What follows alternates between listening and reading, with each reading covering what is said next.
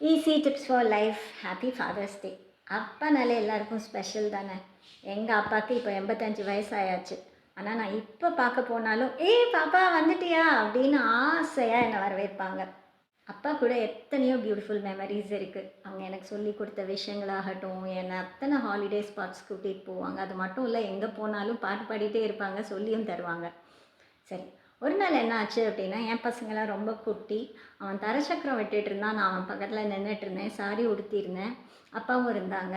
டக்குன்னு அது என் காலில் பட்டு என்னோடய சாரி டக்குன்னு தீப்பிடிக்க ஆரம்பிச்சிருச்சு. அது மேலே வரை இப்படி வரவும் நான் ரொம்ப ஓட ஆரம்பிச்சிட்டேன். அப்பா அங்கேருந்து ஒரே குரல் தான், பாப்பா அங்கேயே நில்லு அப்படின்னு. வேகமாக என் பக்கத்தில் வந்து 2 கையையும் வச்சு சாரியில் உள்ள எல்லா தீயையும் அணைச்சிட்டாங்க. எனக்கு ஒன்றுமே ஆகலை, பயம்தான் இருந்தது. ஆனால் அப்பா கையில் காயம் இருந்தது. ஸோ எதை பற்றியுமே யோசிக்காமல் அந்த மொமெண்ட் அப்படி நடந்துக்க முடியணும்ல. எல்லாராலையும் அது முடியுமான்னு தெரியல.